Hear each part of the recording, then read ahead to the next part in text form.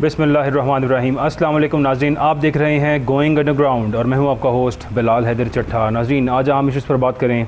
सबसे पहले आज हमने देखा कि ताज़ियती जो है बड़े बयानात और एलामिया जारी किया गया और ज़ाहिर है मुफ्ती अब्दुल शकूर साहब जो एक ट्रैफिक हादसे का शिकार हुए और इस दुनिया से अपने खालिक हकीकी को जा मिले। और हमने देखा कि मुफ्ती साहब का बड़ा ही एक दिलखराश वाक़या था कि वो निकले, ख़ुद सेल्फ़ ड्राइव कर रहे थे अपनी सरकारी गाड़ी को और उनके साथ जो हादसा पेश आया है, एक कहा गया कि एक ब्लैक पिकअप थी और जिसके अंदर 5 लोग सवार थे, उसने हिट किया। 110 की स्पीड से गालिबन वो गाड़ी वो पिकअप जो है वो जा रही थी और इस्लामाबाद जैसे शहर के अंदर इस स्पीड के ऊपर गाड़ी का जाना ये भी एक तशवीशनाक बात थी। बहरहाल इस दुनिया में हर किसी का आने और जाने का वक्त अल्लाह की तरफ से मुतय्यन है, किसी को नहीं पता किसने कब जाना है। अल्लाह ताला गरी के रहमत करे मुफ्ती अब्दुल शकूर साहब को। बड़ी तारीफ़ें की आज वज़ीर आज़म साहब ने भी और तमाम लोगों ने, और उन तारीफ़ों के अंदर स्पेशली वज़ीर आज़म साहब ने ज़िक्र किया और कहा कि बहुत नेक शरीफ इंसान थे और सादा इंसान थे। फिर उन्होंने कहा कि जब काबीना में से सबको वॉलंटरीली कहा गया था कि अपनी तनख्वाहों को और मराआत को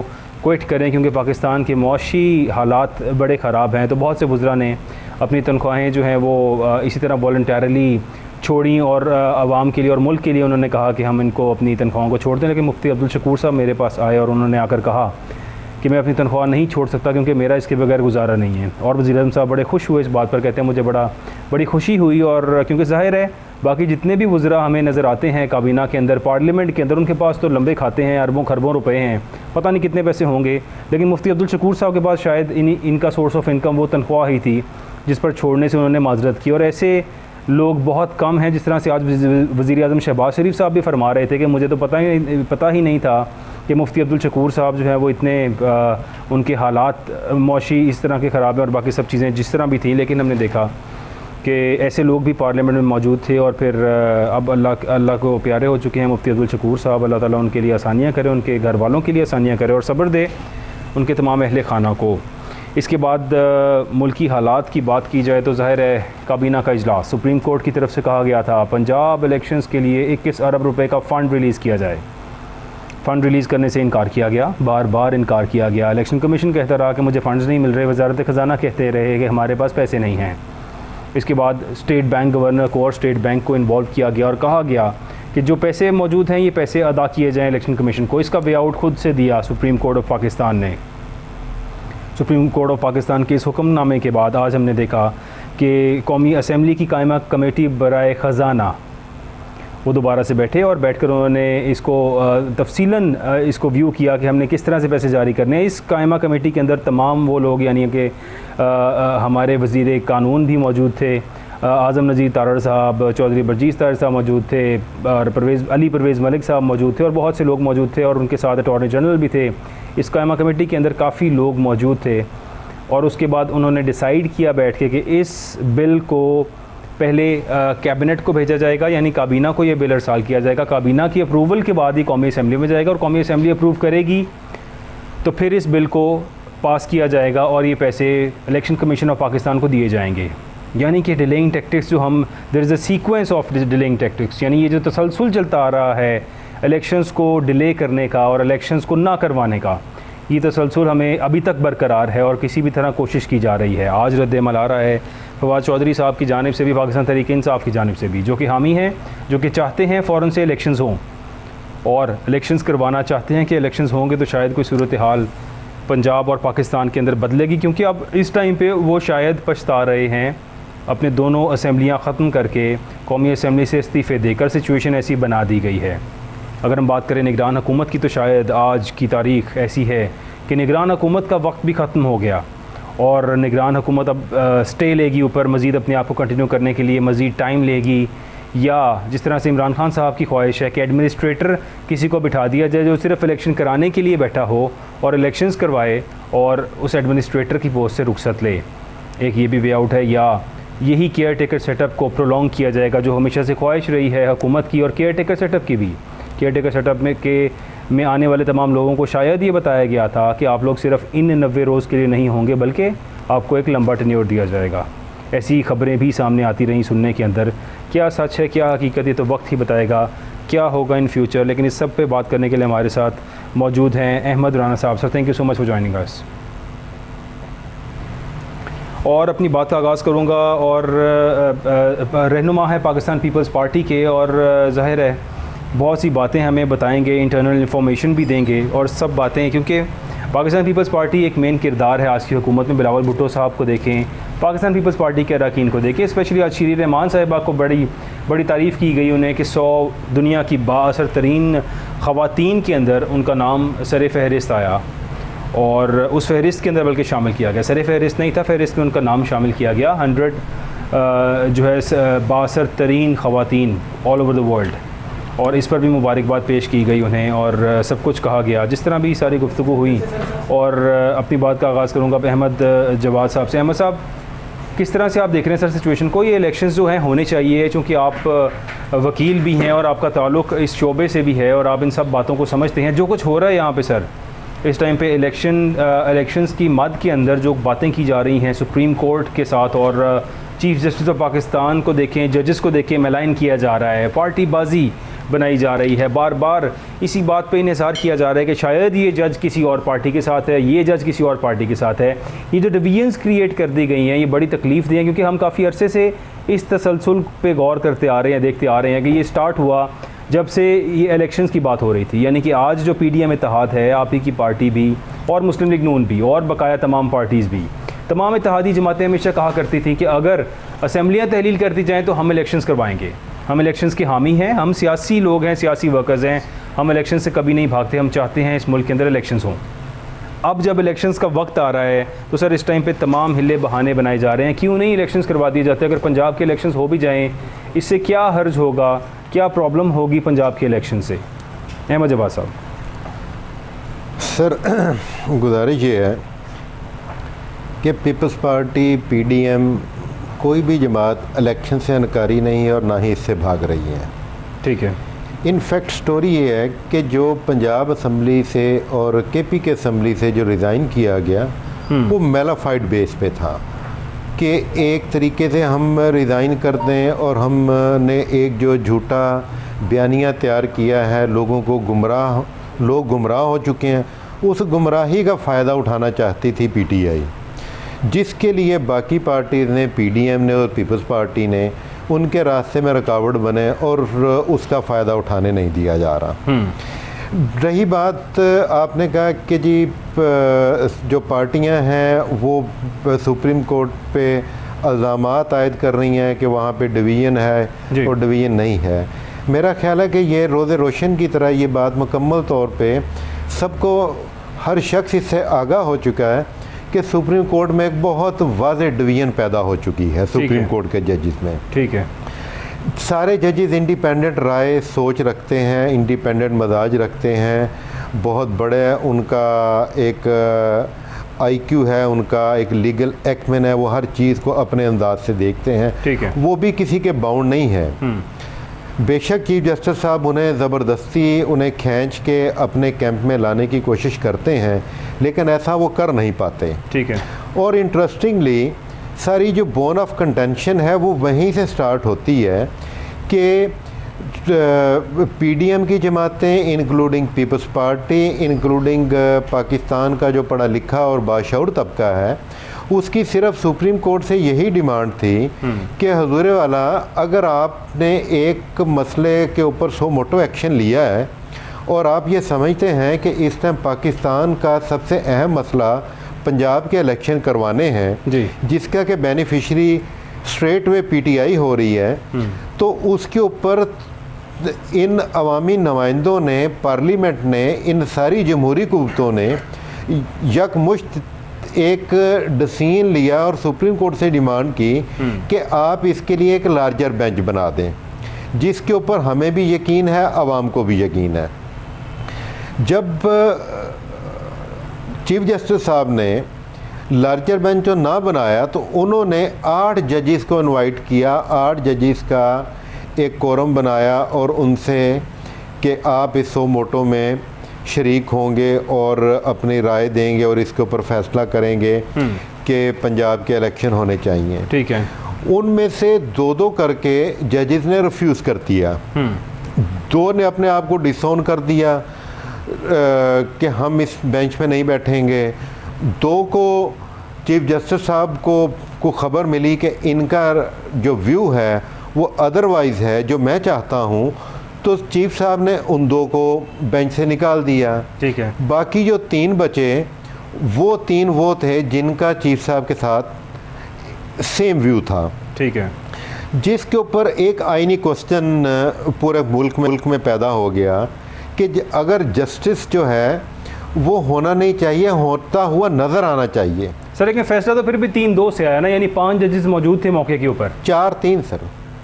तो 4-3 तो चले, 4-3 तो आज पीडीएम इत्तेहाद कहता है, लेकिन एक्चुअल फैसला जो डिसाइड हुआ है वो 3-2 का था। उसमें भी यानी 5 जजेस मौजूद थे, 4 जजेस को कंट्रोवर्शियल, उनमें से 2 को कंट्रोवर्शियल किया गया।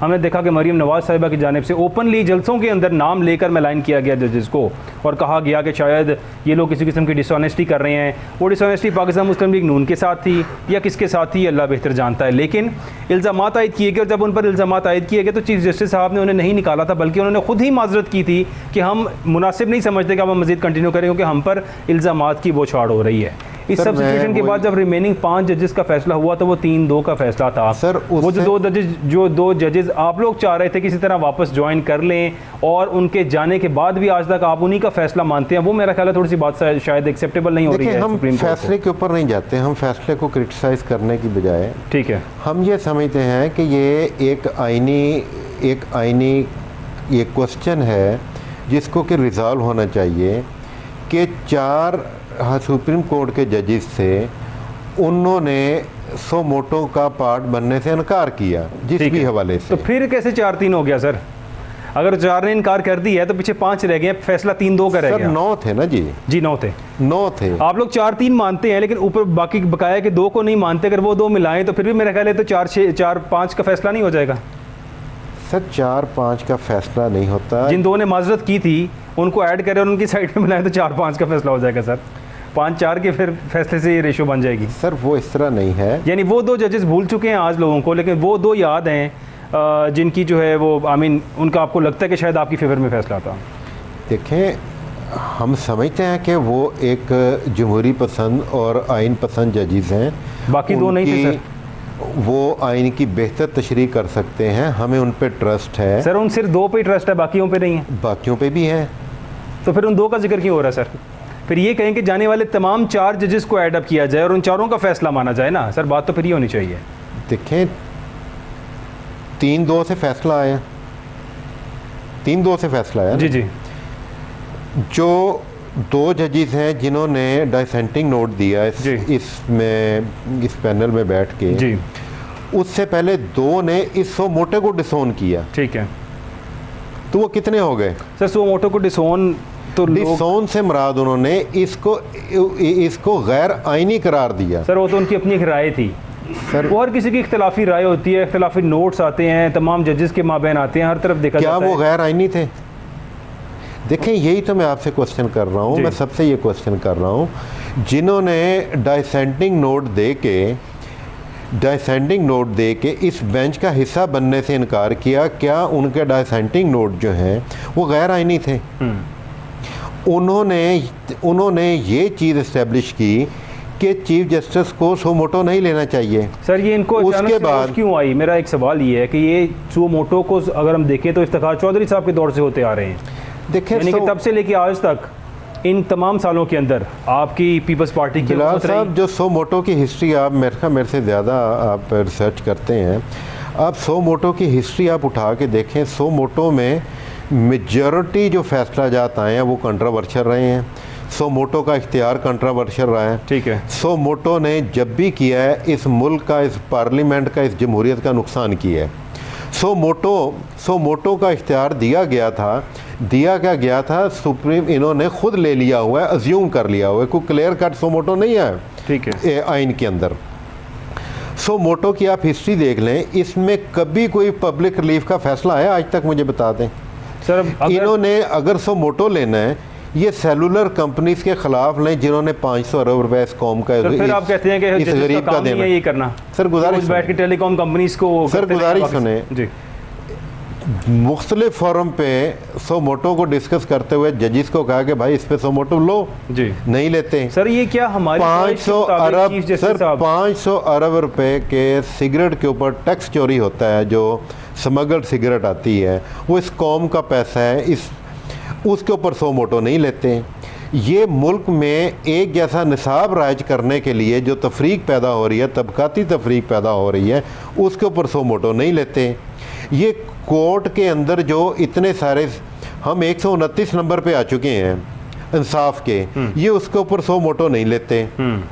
ये जो गवर्नमेंट के हॉस्पिटल्स हैं, जो इमरान खान है, वहाँ पे सुरिंजें और पट्टियाँ और सारी चीज़ें वहाँ पे ख़त्म हो गई और सारा बजट उठा के इन्होंने सेहत कार्ड को दे दिया। मैं सेहत कार्ड का मुखालिफ नहीं हूँ, ठीक है, लेकिन जो गवर्नमेंट हॉस्पिटल थे वहाँ से सारा कुछ ख़त्म कर दिया, बजट ख़त्म कर दिया। मुझे बताएं उसके ऊपर सो मोटो ये नहीं लेते, ना ये आटे पे सो मोटो लेते हैं। बेशुमार चीज़ें हैं जहाँ पे सो मोटो लेना चाहिए था, इन्होंने कश्मीर पे सो मोटो नहीं लिया कि इमरान खान ने कश्मीर इंडिया की झोली में गिरता हुआ सब ने देखा, सब ने आंखें बंद की, सब खामोश हुए।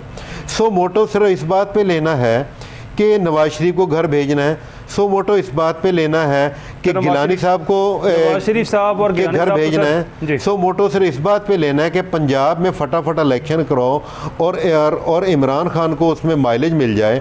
सर और इलेक्शन माइलेज मिल जाए, आप लोगों को क्यों खदशा है कि आपको वोट नहीं मिलेंगे, कि अवाम आपको कुछ भी नहीं देगी? मुझे समझ ये नहीं आ रही। सियासी पार्टीज हैं आप लोग, इत्तेहाद है आप लोगों का। पहले तो आप लोग लड़ते होते थे आपस में। मैं यहाँ तारुफ कराऊंगा डॉक्टर एस एम महमूद साहब। Sir thank you so much for joining us doctor साहब। और डॉक्टर साहब सारी गुफ्तगू आप सुन रहे हैं और अहमद जवाद साहब के साथ हमारी बड़ी मज़ेदार गुफ्तगू हो रही है। I have to take a short break है। नाज़रीन हाजिर होते हैं एक वक्फे के बाद, साथ रहिएगा।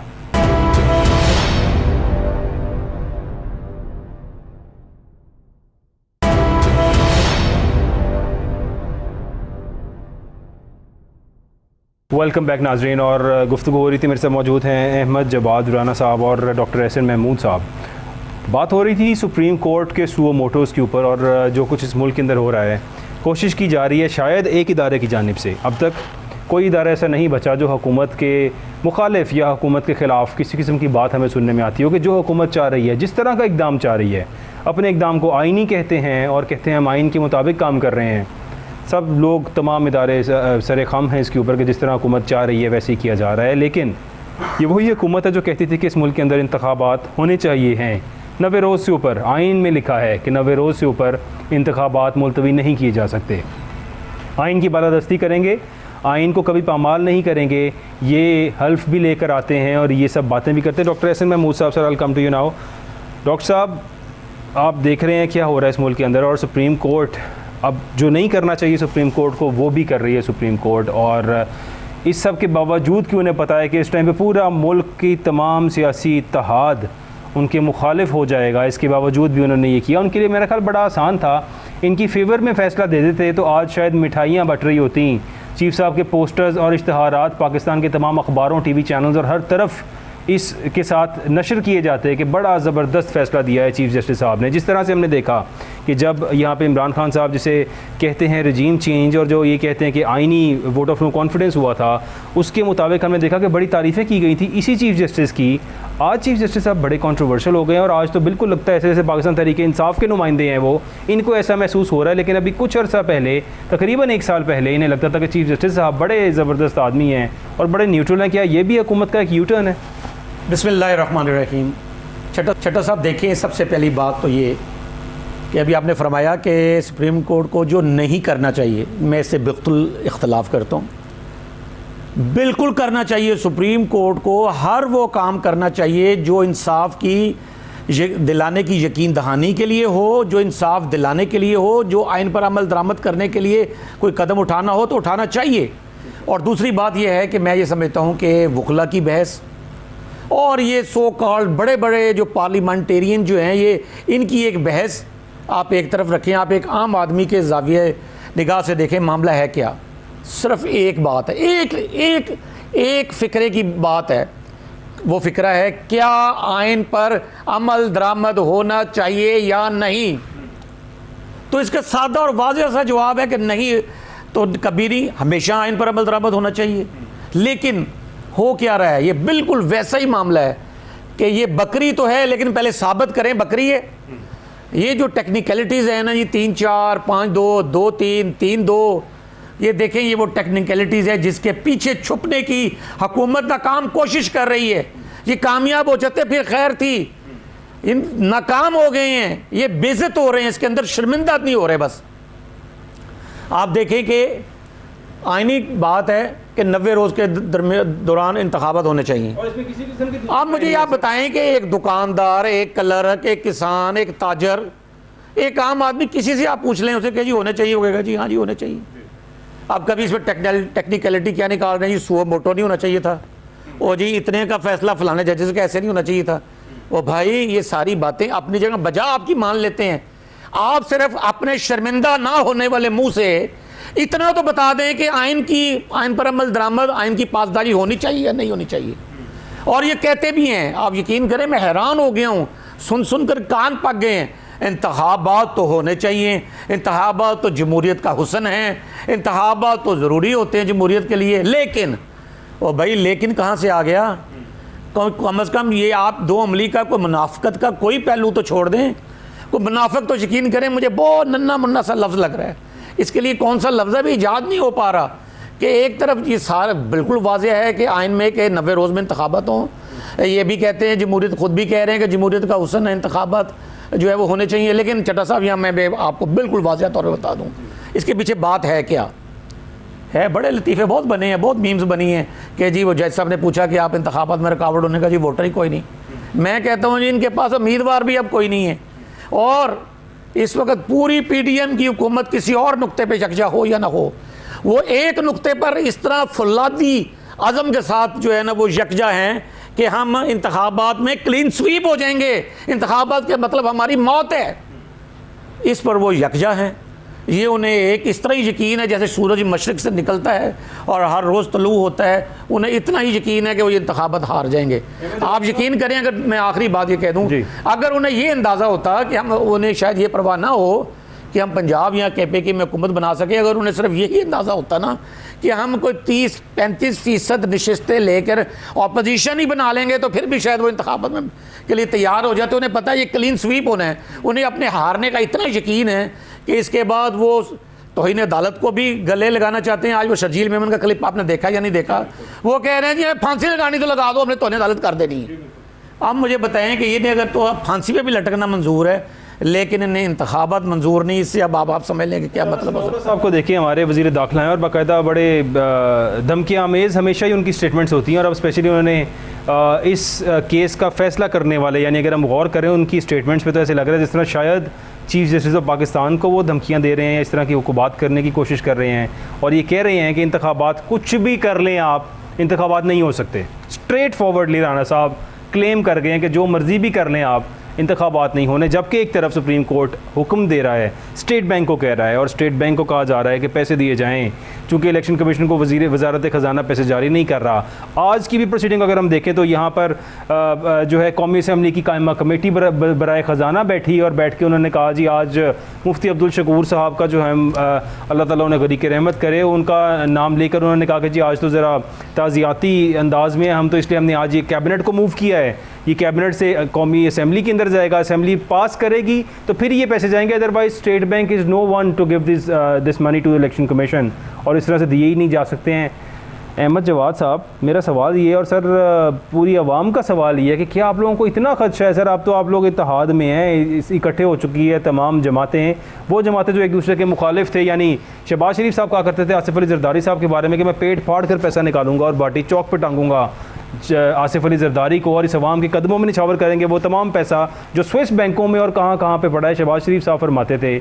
और फिर आसिफ अली जरदारी साहब जो कुछ इनके बारे में फरमाते थे, मियाँ नवाज शरीफ के बारे में, और ये कागजी शेर कहा करते थे इन्हें, और बिलावल भुट्टो साहब कहा करते थे कि इनका असल बाप तो ज़ियाउल हक है जिसके ये बेटे हैं नवाज शरीफ और शहबाज शरीफ साहब। सर ये कुछ होने के बाद आज अब आप इकट्ठे भी हो गए हैं सर, वो तो जो कुछ हमने खुद देखी हुई है वो तस्वीर जो मोहतरमा इस दुनिया से जा चुकी हैं और अल्लाह ताला उनको भी गरीक रहमत करे। और लेकिन सर मकसद सिर्फ ये है, जवाद साहब सवाल ये है कि आप सबके इकट्ठे होने के बाद जब 1 और 1 11 हो जाते हैं, सर ये एक मुहावरा है या शायद रियलिटी भी है, 1 और 1 11 हो जाते हैं, आप लोग अब इकट्ठे हो चुके हैं, फिर भी इतना ख़तरा, इतना खौफ है आपको एक जमात से जो रह गई है पाकिस्तान तहरीक इंसाफ कि आप लोग इलेक्शंस चाह रहे हैं कि हो ही ना, गुज़िश्ता कमिंग 2 साल भी ना हो, ख्वाहिशात ऐसी ही आ रही हैं हुकूमत की जानिब से? सर सबसे पहले तो मैं आपको ये क्लियर कर दूं, पाकिस्तान पीपल्स पार्टी पीडीएम नहीं है, पीडीएम का अलाइंस है हमारे साथ। सर वैसे ये क्यों हुआ? ये मतलब बिलावल भुट्टो साहब ने वज़ीर ख़ारिजा हो गए, शेरी रहमान साहिबा को देखें, अपने तमाम आप लोगों को देखें कि फेडरल के हुकूमत के अंदर उन्होंने ओहदे ले लिए, सब कुछ ले लिया है, लेकिन आज हम पीडीएम का इत्तेहाद नहीं रहे। सर क्यों? सर पीडीएम एक कंसोर्शियम है मुख्तलिफ जमातों का। पीडीएम का एक पाकिस्तान डेमोक्रेटिक मूवमेंट, उसका एक सदर है, उसका एक सेक्रेटरी है, उसका अपना एक नोमेनक्लेचर है। ठीक है। पाकिस्तान पीपल्स पार्टी उस जो इन जमातों का जो इत्तेहाद हुआ था, इसके हम इत्तेहादी हैं, हमारा एक अपना मंशूर है और हम अपने लाएअमल के ऊपर, हमारा लाएअमल भी इनसे सेपरेट है। सर लेकिन पीडीएम को ज्वाइन करके ही आप लोगों ने उसका हिस्सा बन की तो सारा कुछ किया था ना? गुजारिश ये है कि हम लोग आइन को, पार्लियामेंट को, जमहूरियत को और आवाम को सर्व करने के लिए ये सारा कुछ कर रहे हैं। ठीक है। हमारा कुछ ज़ाती इसमें एजेंडा नहीं है। बिलावल भुट्टो साहब को बाय फोर्स, ज़बरदस्ती फोर्स करके ये मिनिस्ट्री दी गई। क्यों सर? क्योंकि बिलावल ये साहब, कोई ऐसा वो मजबूरी वाला होता था जो मजबूर करके दिया गया बिलावल साहब? बिलावल साहब आसिफ अली जरदारी साहब की मैं स्टेटमेंट आपको बताता हूँ सर, क्योंकि आप पाकिस्तान पीपल्स पार्टी के रहनुमा हैं। आसिफ अली जरदारी साहब कहते हैं कि शहबाज शरीफ को वज़ीर आज़म मैंने बनवाया है। सर बनवाना, और देखें सर वो ये कहते हैं that I had the power, और मैंने शहबाज शरीफ को कहा कि मैं तुम्हें वज़ीर आज़म बनाऊँ, मेरे पास इतनी सीट्स हैं। जब वो ये स्टेट करके क्लेम कर रहे हैं तो इट मीन्स कि सारा प्लान पीछे आसिफ अली जरदारी साहब का था। जी प्लान जरदारी साहब का था। जरदारी साहब ने ये प्लान जो है, ये इमरान खान ने जो मुल्की सालमियत के ऊपर इतना बड़ा डाका डाला हुआ था, सी पैक इसने रोल बैक कर दिया, स्टेट बैंक इसने, आपको पता है कि IMF और उसका नोमेनक्लेचर इस तरह का चेंज हो गया है कि वहाँ पे इंडियंस का इन्फ्लुएंस वहाँ पे आके हो गया। ठीक है। कश्मीर इनकी हुकूमत में जम हो गया और एक पत्ता नहीं इन्होंने तोड़ा, सड़क पे नहीं निकले, कुछ नहीं इन्होंने किया। ठीक है। डॉलर इनके दौर में ओपन हो गया, डॉलर की कीमत इनके दौर में डबल हुई। पाकिस्तान की तारीख जो है, हिस्ट्री, ओके, उसका कर्जा एक तरफ कर लें, और जो कर्जा इमरान खान ने लिया, जी ठीक अब है। जरदारी साहब को पता था इन बातों का, अच्छा, कि ये और साल के बाद ये पे बैक करना पड़ना है। तो फिर ये भी जानबूझ के उन्होंने वो जो क्या कहते हैं कि वो जी देखे ना, ये सी पैक हमारे गले में आएगा। हमने इसकी हमने सॉवरेन गारंटियाँ दी हुई हैं। चाइना हमारा बेहतरीन दोस्त है, हमारे रिलेशन ये ख़राब करने लगा है। सो ये सारी चीज़ें देखते हुए उसके बाद इमरान खान साहब एक अपना आर्मी चीफ यहाँ पे इम्पोज करना चाह रहे थे, जिसके लिए उन्होंने इतनी तगोदो की कि उन्होंने अपने मेहरबान जनरल बाजवा साहब से भी आंखें फेर लीं। उनके प्लान इतने ख़तरनाक थे, जिसकी वजह से एक मुहब्बे वतन जमात, एक मुहब्बे वतन लीडर, जिनकी एक हिस्ट्री है कुर्बानियों की, जाने देने की, जिन्होंने आइन के लिए, पार्लियामेंट के लिए, जमहूरियत के लिए, खल्के खुदा के लिए उन्होंने कुर्बानियाँ, अपनी जानों की परवाह नहीं की। सर आज आइन के साथ क्या कर रही है वो पार्टी? सर कुछ भी नहीं कर रही, आइन कुछ नहीं कर रही। आइन से हमसे बड़ा सर देखें, मैं इस तरफ आता हूँ, ये इन सारी चीज़ों को देखते हुए they decided, they convince the other parties कि जनाब इमरान खान को यहाँ से चलता करना बनता है, और हम इक़्तिदार में आए और आगे अपने केसेस माफ़ कराएं, इस अवाम का बेड़ा गर्क करें। एक मिनट सुने, उन्होंने इसको चलता किया, लेकिन डिमांड कोई नहीं की कि हमें वजारत उज़्मा दी जाए। किससे डिमांड करनी थी सर? हमें वज़ीर आज़म एक शख्स खुद बना रहा है, वो क्लेम करता है कि मैं वज़ीर आज़म बना रहा हूं, ये भी तो क्लेम और उसने डिमांड करनी थी वज़ारत वो ये भी सर वजारत उज़्मा नहीं क्लेम कर सकते थे क्या? वजारत उज़्मा हमें सर शायद मुश्किल थी वजारत उज़्मा, क्योंकि आगे आगे जब अपने केसेस माफ कराने थे, देखिए और ये सब कुछ करना था, तो फिर वो गंद बनना पड़ा। एक जगह पे कह रहे हैं कि जरदारी साहब कहते हैं मैंने बनाया जी, तो जो बनाने वाला है तो वो खुद भी तो एम्बिशियस हो सकता है ना, अपने बेटे को बना दे, भाई को बना दे, बहन को बना दे, शायद दोस्त वो को बना अच्छे दे, प्लानर हों और अगली बारी का वेट कर रहे हो जब वो आके मखलूत हुकूमत ना बनाए। और उसी के तसलसल में उन्होंने कहा कि बिलावल साहब जो हैं वो कोई मिनिस्ट्री नहीं लेंगे, आप इंडिपेंडेंटली इसको चलाएं, हमारा काम ये था कि इस मुल्क से नहुसत को दूर किया जाए। ठीक है, उन्होंने वो नहुसत दूर की, उनका अपना कोई एम्बिशंस नहीं थे इस मुल्क के ऊपर इसके हुक्मरान बनने के। ठीक है, तो ये उन्होंने किया इस जरदारी साहब सर। अब किया क्या मैं आपको बताता हूँ। इस मुल्क में जो नहुसत थी, जिस नहुसत का जिक्र आप कर रहे हैं, उस नहुसत के अंदर इस मुल्क में पेट्रोल 150 रुपये लीटर था, हमारे फॉरेन रिजर्व के अंदर 16 से 17 बिलियन डॉलर्स पड़े हुए थे। सर एक मिनट, सर एक मिनट ठहरे, लेट मी फिनिश एक मिनट सर, ऐसे ही फिनिश करने दें जी। असल में इस मसले को हाइप ही मीडिया ने दी हुई है। ठीक है, ये अगर मुझे एक बात बताएं, अगर ये तौहीन आइन है जी, तो आज के दिन तक कंटेम्प्ट ऑफ कोर्ट दायर क्यों नहीं हुई अभी तक? किस चीज़ पे सर? आप कहते हैं कि हुकूमत ने इनकार कर दिया सुप्रीम कोर्ट का हुक्म मानने से। सर वो इनकार तो कर हो दिया। जाएगी इन फ्यूचर, शायद ऐसे लग रहा है हो आज जाएगी। 20 दिन हो गए हैं, मुझे बताएं कि अभी तक कंटेम्प्ट ऑफ कोर्ट क्यों नहीं दायर हुई? सर ओके, ये इस बात को हम मुझे इसकी बात बताएं, करते हैं। मुझे बताएं, पहला सवाल आपका आया सर, आपने कहा जो मुझे इस बताएं मुल्क से राना नहुसत को साहब, निकाला गया। मुझे बताएं राना अपना ये जो है नून लीग वाले राना सनाउल्लाह साहब, राना कैसे सनाउल्लाह- भूल सकते हैं आप उनका नाम? राना बच्चे को याद है सनाउल्लाह सर। साहब कितनी दफ़ा कह चुके हैं, आज किसी और ने भी कह दिया, शेर रहमान ने कह दिया। मुझे पता है कंटेम्प्ट दायर होते तो 1 सेकंड लगता है, कंटेम्प्ट क्यों नहीं हो रही? ओके, कंटेम्प्ट क्यों नहीं हो रही? That's a good question. Sir, लेकिन सर आप- पिछली बात मुझे करने आप दें। इस बात- 150 रुपए लीटर पेट्रोल था सर, 17 आप इस बिलियन बात डॉलर को- फॉरेन सर, रिजर्व था। पहले मेरी बात सुने सर ये इस सवाल का सर, जवाब पहले होने मेरी दें। बात सुने।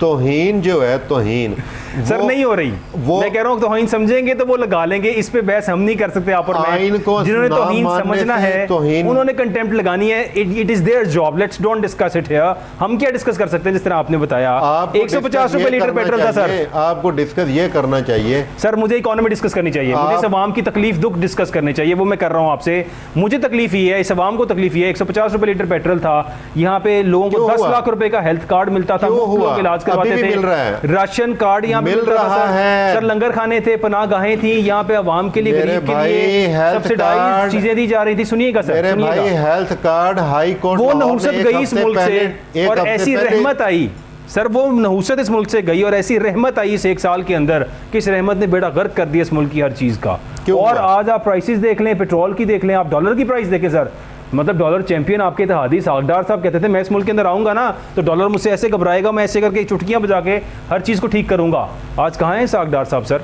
डॉलर तो शायद 300 के लगभग पहुंच गया और इस मुल्क में कोई पुरसानी हाल नहीं है गरीब का। आपको ये तो नजर आता है सर वो नहुसत कैसी अच्छी नहुसत थी आपको- इस रहमत से, सवाल ये है सर। आज से 3 माह पहले 4 माह पहले ये मुल्क डिफॉल्ट होने लगा था। सर ये तो कभी आप गुजारिश सुन लेना जी, आप तमाम मीडिया मिलके बैठ के यही कह रहा था मुल्क डिफॉल्ट होने लगा, डिफॉल्ट होने लगा। डॉक्टर एस ए महमूद साहब, sir I am sorry to cut आज यू, मुझे इकोनॉमिस्ट बताएं हैं डिफॉल्ट से निकल गया। डॉक्टर आज एस कोई ए महमूद डिफॉल्ट की साहब बात क्यों नहीं इकोनॉमिस्ट करता? हैं, इकोनॉमी को बखूबी समझते हैं। डॉक्टर साहब जिस तरह से अहमद जवाद साहब फरमा रहे हैं सर, थोड़ी रोशनी तो डालिएगा इस सर पर। डॉक्टर साहब फिर ये बताएं कि जब इमरान खान के वोट ऑफ नो कॉन्फिडेंस आया था, ठीक है, जो IMF का एग्रीमेंट था जिसके तहत इमरान खान ने पेट्रोल की प्राइस इंक्रीज करनी थी, ठीक है, इसने उस एग्रीमेंट को वायलेट बिल्कुल ठीक। करते हुए प्राइस गिराई। डॉक्टर साहब उन्हें स्टार्ट प्राइस फ्रॉम गिराई, हियर, पाकिस्तान तहरीक इंसाफ ने जिसके ऊपर 7 उन्होंने रिव्यूज अपनी किए। किस रोक ली। ओके, साहब, मैं IMF के आपको- 7 रिव्यूज पाकिस्तान तहरीक इंसाफ ने किए, 8वां रिव्यू मिफ्ता इस्माइल साहब ने किया और 9वां सागदार साहब आज तक ना कर सके। क्या वजह है इसकी सर?